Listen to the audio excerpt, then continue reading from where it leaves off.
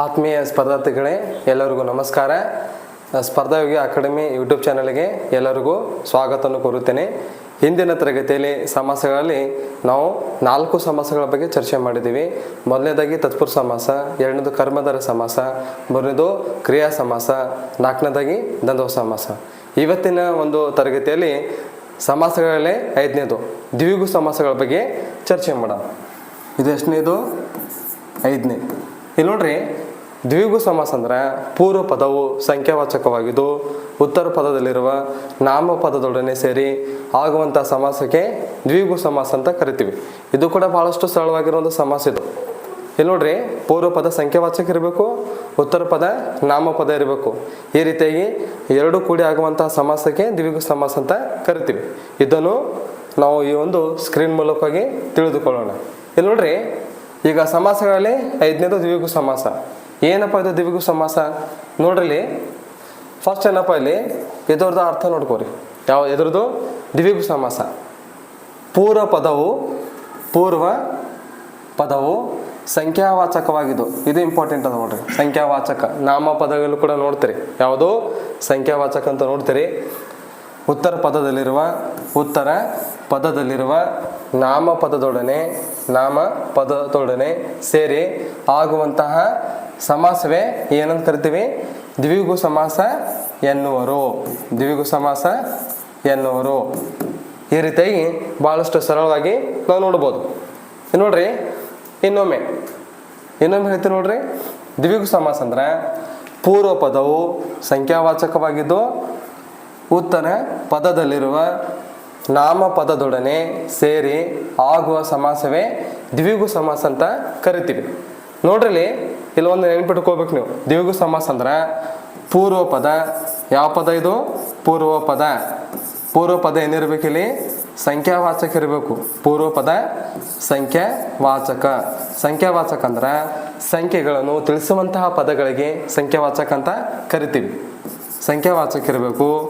ಮತ್ತು ಇನ್ನೊಂದೇನಪ್ಪ ಅಂದಮೇಲೆ ಇಂಪಾರ್ಟೆಂಟ, ಉತ್ತರ ಪದಗಳಲ್ಲಿ, ಯಾವ್ದು ಪದ ಇದು? ಉತ್ತರ ಪದಗಳಲ್ಲಿ ಏನಿರಬೇಕು? ನಾಮಪದ ಇರಬೇಕು. ಹಿಂದಿನ ಕ್ಲಾಸ್ನಾಗ ಕೂಡ ಹೇಳಿನಿ, ನಾಮಪದ ಎದಕ್ಕಂತಾರ? ಯಾವುದೇ ಒಂದು ವಸ್ತು, ವ್ಯಕ್ತಿ, ಪ್ರಾಣಿ, ಪಕ್ಷಿ ಹಾಗೂ ಸ್ಥಳ ಇತ್ಯಾದಿ ತಿಳಿಸುವಂಥ ಪದಗಳಿಗೆ ನಾಮಪದ ಅಂತ ಕರೆದ್ರಿ. ಇಲ್ಲಿ ನೋಡ್ರಿ, ಇಂಪಾರ್ಟೆಂಟ್ ಏನಪ್ಪ ಅಂದಮೇಲೆ ಪೂರ್ವ ಪದಗಳಲ್ಲಿ ಸಂಖ್ಯಾವಾಚಕ ಇರಬೇಕು, ಉತ್ತರ ಪದಗಳಲ್ಲಿ ನಾಮಪದ ಇರಬೇಕು. ಎರಡು ಕೂಡಿಸಿ ಏನಂತ ಕರಿತೀರಿ? ದ್ವಿಗು ಸಮಾಸ ಅಂತ ಕರಿತೀರಿ. ನೆಕ್ಸ್ಟ್ ನೋಡ್ರಿ, ಈ ದ್ವಿಗು ಸಮಾಸ ಏನು ಮಾಡಬೇಕು? ಉದಾಹರಣೆಗಳ ಮೂಲಕವಾಗಿ ಸರಳವಾಗಿ ಹೇಳ್ತೀನಿ. ನೋಡ್ರಿ, ಫಸ್ಟ್ ಏನಪ್ಪ ಅಂದಮೇಲೆ ಇಮ್ಮಡಿ ಅರ್ಥ ಆಗ್ತದ. ಇತಿಹಾಸದಲ್ಲೂ ಕೂಡ ನೋಡ್ತೀರಿ, ಇಮ್ಮಡಿ ಪುಲಕೇಸಿ ಅರ್ಥ ಆಗ್ತದ. ನೆಕ್ಸ್ಟ್ ನೋಡ್ರಿ, ಇಮ್ಮಡಿ ಇದು ಹೆಂಗೆ ಬಿಡಿಸ್ತಾರೆ? ಇದಕ್ಕೆ 2 ಪ್ಲಸ್ ಮಡಿ, ಇಮ್ಮಡಿ ಅರ್ಥ ಆಗ್ತದ. ಇಲ್ಲಿ ನೋಡ್ರಿ, ಈ ಒಂದು ಪದವನ್ನು ಈ ರೀತಿಗೆ ನಾವು ಬಿಡಿಸ್ತೀವಿ, ಅರ್ಥ ಆಗ್ತದ. ಇಮ್ಮಡಿ 2 ಪ್ಲಸ್ ಮಡಿ, ಇಮ್ಮಡಿ. ಇಲ್ಲೂ ಕೂಡ ನಾವು ಏನಪ್ಪ ಗಮನಿಸಬೇಕಾಗಿರುವಂಥ ಪ್ರಮುಖ ಅಂಶ ಏನಪ್ಪ ಅಂದಮೇಲೆ ಪೂರ್ವ ಪದ ಏನಿರ್ಬೇಕು ಇಲ್ಲಿ? ಪೂರ್ವ ಪದ ಸಂಖ್ಯಾವಾಚಕವಾಗಿರ್ಬೇಕು. 2 ಇದೇನು? ಸಂಖ್ಯಾವಾಚಕ ಅರ್ಥ ಆಗ್ತದ. ಇಲ್ಲಿ ಕೂಡ ಸಂಖ್ಯೆ ನೋಡ್ತೀರಿ, ಇಲ್ಲಿ 2 ಅನ್ನೋದು. ಉತ್ತರ ಪದ ಏನಿರ್ಬೇಕು ಇಲ್ಲಿ? ನಾಮಪದ ಇರಬೇಕು. ಮಡಿ ಇದೇನದ? ನಾಮಪದ. ಯಾವ ಪದ ಇದು? ನಾಮಪದ ಅರ್ಥ ಆಗ್ತದ. ಪೂರ್ವ ಪದ ಸಂಖ್ಯಾವಾಚಕ ಇರಬೇಕು ಮತ್ತು ಉತ್ತರ ಪದ ನಾಮಪದ ಇರಬೇಕು. ಅದಕ್ಕೆ ಏನಂತ ಕರಿತೀರಿ? ದ್ವಿಗು ಸಮಾಸ ಅಂತ ಕರಿತೀರಿ. ಅರ್ಥ ಆಗ್ತದ. ಭಾಳ ಸಿಂಪಲ್ ಆಗದ ನೋಡ್ರಿ. ನೆಕ್ಸ್ಟ್ ಇನ್ನೊಂದು ಹಿಮ್ಮಾತು. ಇಲ್ಲೂ ಕೂಡ ನೋಡಬೇಕು. ಹಿಮ್ಮಾತು ಅಂದ್ರೆ ಇಲ್ಲೂ ಕೂಡ ಹೆಂಗೆ ಬಿಡಿಸ್ತೀರಿ? 2 ಪ್ಲಸ್ ಮಾತು, ಹಿಮ್ಮಾತು. ಈ ರೀತಿಯಾಗೆಲ್ಲ ನೋಡ್ತೀರಿ. ಇದು ಕೂಡ ನೋಡ್ಬೇಕು. ಇಲ್ಲಿ ಪೂರ್ವ ಪದ ಏನದಲ್ಲಿ? ಸಂಖ್ಯಾವಾಚಕದ 2 ಅಂತ ಹೊಂಟದ. ಮೇಲುಗಡೆ ಕೂಡ 2 ಬಂತು, ಇಲ್ಲಿ ಕೂಡ 2 ಬಂತು. ಮೇಲುಗಡೆ ಇರುವಂಥದ್ದು ಇಮ್ಮಡಿ, ತೆಳಗಡೆ ಇರುವಂಥದ್ದು ಹಿಮ್ಮಾತು. ಇದು ಹೆಂಗೆ ಬಿಡಿಸ್ರಿ? 2 ಪ್ಲಸ್ ಮಾತು, ಹಿಮ್ಮಾತು. ಇದು ಕೂಡ ಸಂಖ್ಯಾವಾಚಕ. ಯಾವ ವಾಚಕ ಇದು? ಸಂಖ್ಯಾವಾಚಕ. ಮಾತು ಇದು ಏನಪ್ಪ ಅಂದಮೇಲೆ ನಾಮಪದ. ಯಾವುದು? ನಾಮಪದ. ಈ ರೀತಿಯಾಗಿ ಪೂರ್ವ ಪದ ಸಂಖ್ಯಾವಾಚಕ ಇರಬೇಕು, ಉತ್ತರ ಪದ ನಾಮಪದ ಇರಬೇಕು. ಈ 2 ಕೂಡಿಸಿ ಏನಂತ ಕರಿತೀರಿ? ದ್ವಿಗು ಸಮಾಸ ಅಂತ ಕರಿತೀರಿ.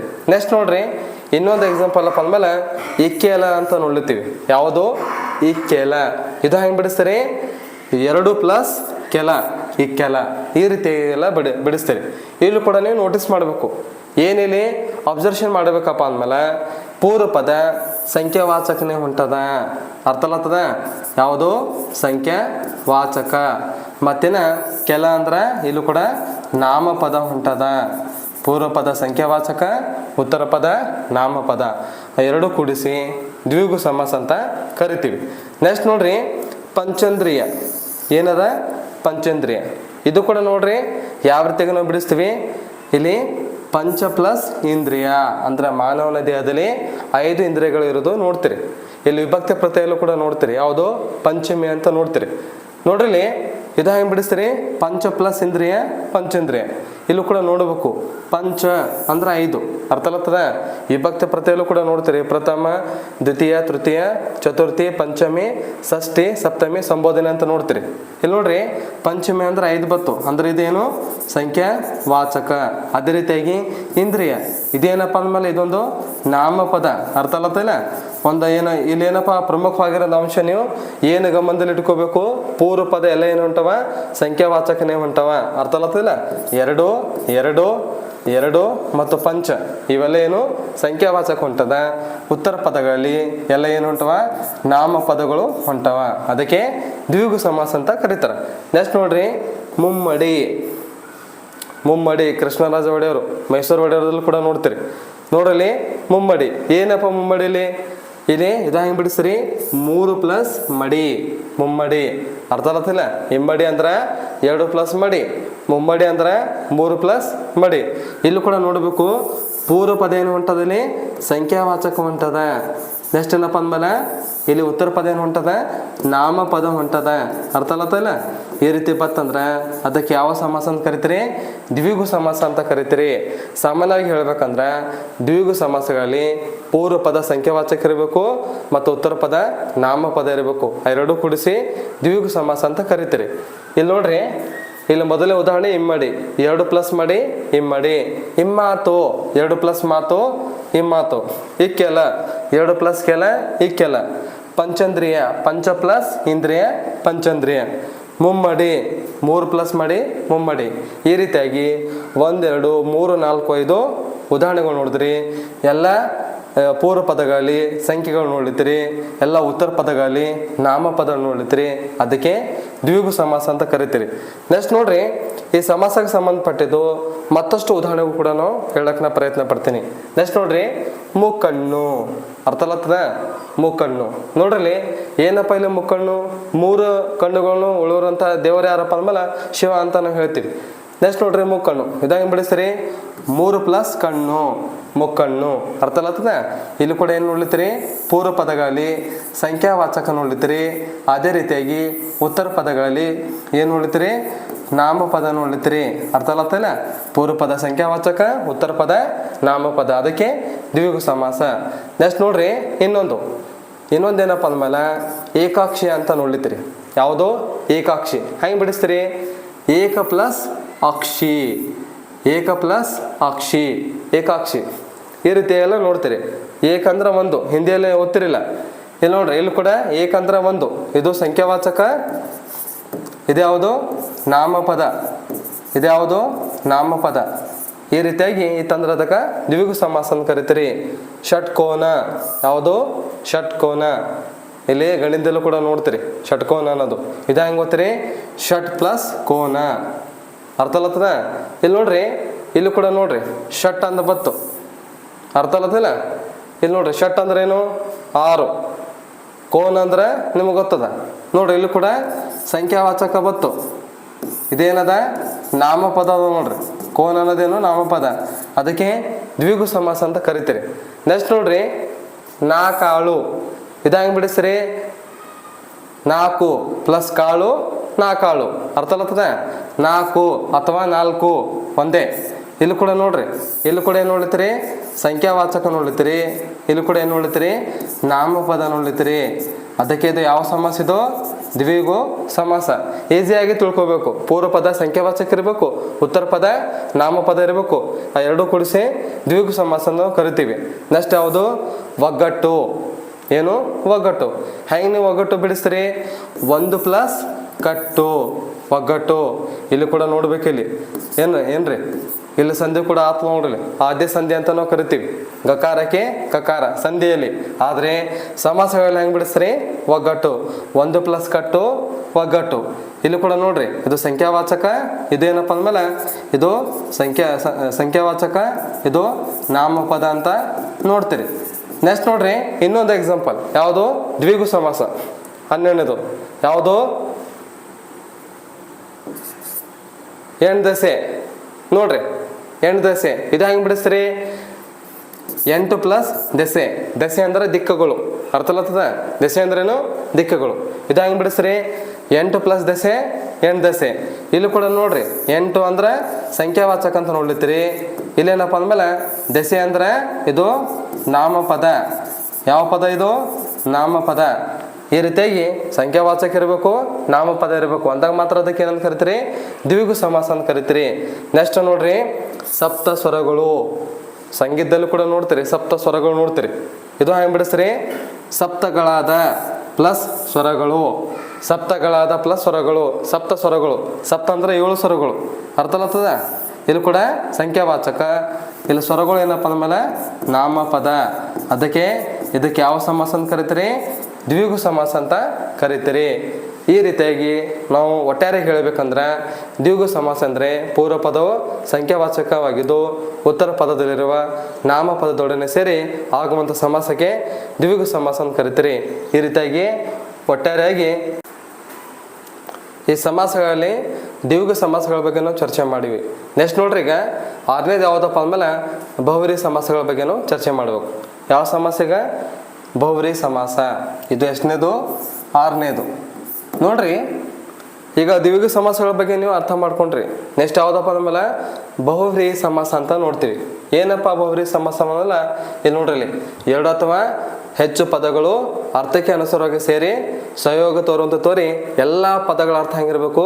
ಪ್ರಧಾನವಾಗಿರುವಂಥ ಸಮಾಸಕ್ಕೆ ಅಂತ ಕರಿತೀರಿ, ಇಲ್ಲಿ ಬಹುವ್ರೀಹಿ ಸಮಾಸ ಅಂತ ಕರಿತೀರಿ.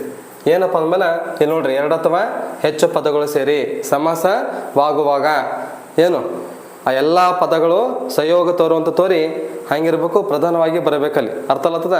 ಇದಕ್ಕೇನು ಮಾಡಮಿ? ಈ ರೀತಿಯಾಗಿ ಡೆಫಿನೇಷನ್ ಮೂಲಕವಾಗಿ ಕೂಡ ನಾವು ನೋಡ್ಕೋಬೇಕಿಲ್ಲಿ. ಯಾವುದು?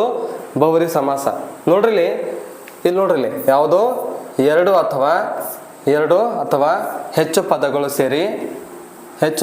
ಸೇರಿ ಸಮಾಸವಾಗುವಾಗ ಆ ಪದಗಳ ಅರ್ಥ ಮುಖ್ಯವಾಗದೆ ಅಂದ್ರೆ ಆ ಪದಗಳ ಅರ್ಥ ಇಂಪಾರ್ಟೆಂಟ್ ಇರಲ್ಲ.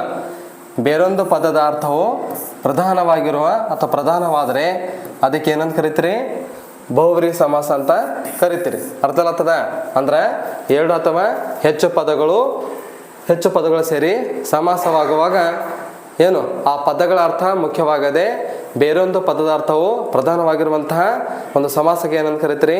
ಬಹುವ್ರೀಹಿ ಸಮಾಸ ಅಂತ ಕರಿತೀರಿ. ನೋಡ್ರಿ, ಈ ಸಮಾಸವನ್ನು ಏನು ಮಾಡಮಿ? ಈ ಒಂದು ಏನಪ್ಪ ಅಂದಮೇಲೆ ಉದಾಹರಣೆಗಳ ಮೂಲಕವಾಗಿ ಸುಲಭವಾಗಿ ತಿಳ್ಕೊಳ್ಳೋಣ. ಇಲ್ಲಿ ನೋಡ್ರಿ, ಫಸ್ಟ್ ಏನದ? ಹಣೆಗಣ್ಣ.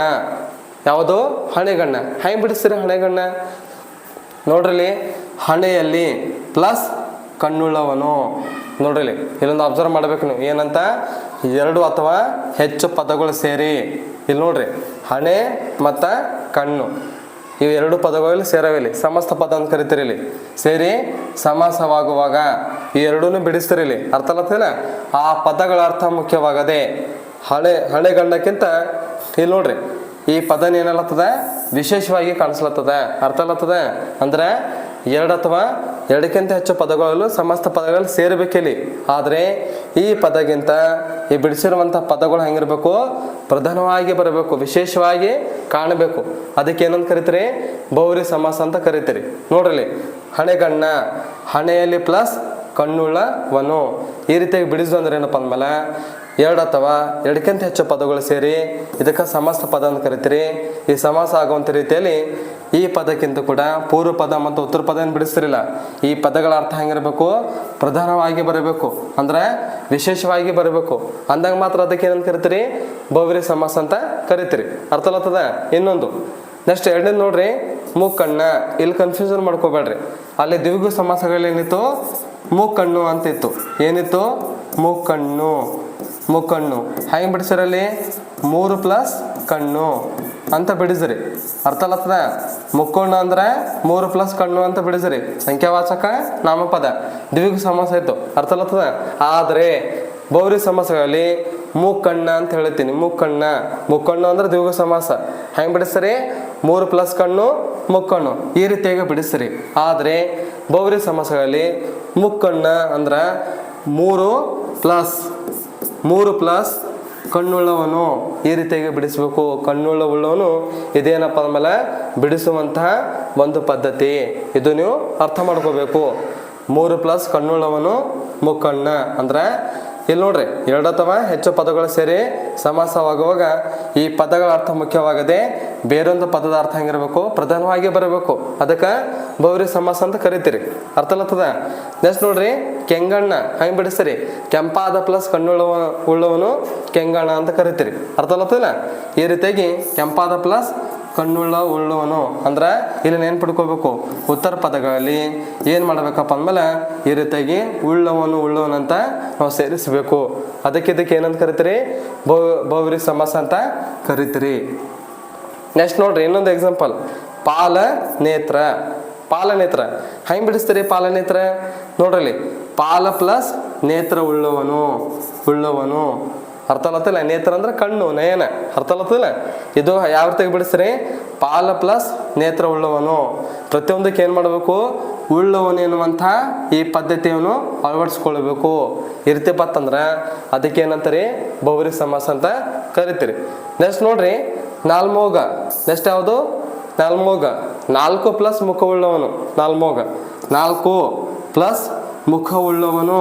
ಇಲ್ಲಿ ಕೂಡ ನೋಡ್ರಿ, ಎಲ್ಲ ಕಡೆ ಏನಲ್ಲತ್ತದ? ಉಳ್ಳವನು ಅಂತ ಹೊಂಟದ. ಹಿಂಗೆ ಅರ್ಥ ಇಲ್ಲ? ಹಳೆಗಣ್ಣ, ಮುಕ್ಕಣ್ಣ, ಕಂಗೆಣ್ಣ, ಪಾಲನೇತ್ರ ಮತ್ತು ನಾಲ್ಮೋಗ ಈ ರೀತಿಯಾಗಿ ಏನಪ್ಪ ಅಂದ್ಮೇಲೆ ಬಂದು ಅಂದ್ರೆ ಅದಕ್ಕೆ ಬಹುವ್ರೀ ಸಮಾಸ ಅಂತ ಕರಿತೀರಿ. ಈಸಿಯಾಗಿ ಅರ್ಥ ಮಾಡ್ಕೋಬೇಕಂದ್ರೆ 2 ಅಥವಾ 2ಕ್ಕಿಂತ ಹೆಚ್ಚು ಪದಗಳು ಇರಲಿ, ಅಲ್ಲೆಲ್ಲ ಸಮಾಸ ನೀವು ಮಾಡ್ತೀರಿ. ಆದರೆ ಆ ಪದಗಳ ಅರ್ಥ ಮುಖ್ಯವಾಗಿ ಇರಬಾರ್ದು. ಯಾವುದೋ ಸಮಸ್ತ ಪದಗಳನ್ನು ಕೊಡ್ತಾರಲ್ಲ, ಆ ಪದಗಳು ಮುಖ್ಯವಾಗಿ ಇರಬಾರ್ದು. ಬೇರೊಂದು ಪದಾರ್ಥ ಅಲ್ಲಿ ಮುಖ್ಯವಾಗಿ ಬರಬೇಕು, ಪ್ರಧಾನವಾಗಿ ಬರಬೇಕು. ಅಂದ್ರೆ ಇಲ್ಲೇನು ಬಿಡಿಸ್ತಿರಿಲ್ಲ, ಇವು ಪ್ರಧಾನವಾಗಿ ಬರಬೇಕು. ಈ ಪ್ರಧಾನವಾಗಿ ಇಲ್ಲಿ ನಮ್ಗೆ ಕಾಣಬಾರ್ದು. ಆ ರೀತಿ ಬತ್ತಂದ್ರೆ ಬಹುವ್ರೀ ಸಮಾಸ ಅಂತ ಕರಿತೀರಿ. ಎರಡನೇದು ಇನ್ನೊಂದು ನೆನಪಿಟ್ಕೋಬೇಕು, ಉತ್ತರ ಪದಗಳಲ್ಲಿ ಉಳ್ಳವನು ಎನ್ನುವಂಥ ಈ ಪದ್ಧತಿಯನ್ನು ನಾವು ಅಳವಡಿಸ್ಕೊಳ್ಬೇಕು. ಅಂದಾಗ ಮಾತ್ರ ಬಹುವ್ರೀ ಸಮಾಸ ಅಂತ ಕರಿತೀವಿ. ಇನ್ನೊಮ್ಮೆ ನೋಡ್ರಿ, ಹಳೆಗಣ್ಣ ಹೆಂಗೆ ಬಿಡಿಸ್ತೀರಿ?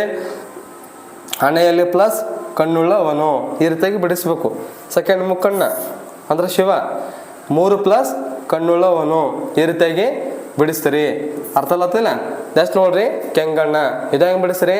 ಕೆಂಪಾದ ಪ್ಲಸ್ ಕಣ್ಣುಳ್ಳವನು ಈ ರೀತಿಯಾಗಿ ಬಿಡಿಸ್ತೀರಿ. ನೆಕ್ಸ್ಟ್ 4ನೇದು, ಪಾಲನೇತ್ರ. ಪಾಲ ಪ್ಲಸ್ ನೇತ್ರ ಉಳ್ಳವನು ಈ ರೀತಿಯಾಗಿ ಬಿಡಿಸ್ಬೇಕು. ನೆಕ್ಸ್ಟ್ ನಾಲ್ಮೋಗ.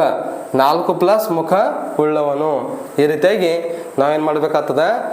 ಬಹುವ್ರೀ ಸಮಾಸನು ಈ ರೀತಿಯಾಗಿ ನಾವು ಬಿಡಿಸ್ಬೇಕು. ಅರ್ಥ ಆಗ್ತಲ್ಲ? ಬಹುವ್ರೀ ಸಮಾಸ ನಮಗೆ ಗೊತ್ತಾಗಬೇಕಂದ್ರೆ ಏನು ಮಾಡಬೇಕಪ್ಪ ಅಂದಮೇಲೆ ಇಲ್ಲೇ ಕೂಡ ನೋಡ್ತೀರಿ. ಯಾವುದು? ಗಣ್ಣು, ಕಣ್ಣ, ಗಣ್ಣ, ನೇತ್ರ, ಮೋಗ ಈ ರೀತಿಯಾಗಿ ನೋಡ್ತೀರಿ. ಅರ್ಥ ಆಗತ್ತಲ್ಲ? ಸಂಖ್ಯೆ ಕೂಡ ನೋಡ್ತೀರಿ. ಅದ್ರ ಜೊತೆಲಿ ಉಳ್ಳವನು ಎನ್ನುವಂತಹ ಈ ಪದ್ಧತಿಯನ್ನು ನಾವು ಅಳವಡಿಸ್ಕೊಳ್ಬೇಕು. ಅಂದಾಗ ಮಾತ್ರ ಬಹುವ್ರೀ ಸಮಾಸ ಅಂತ ಕರಿತೀವಿ. ಅರ್ಥ ಆಗತ್ತದ?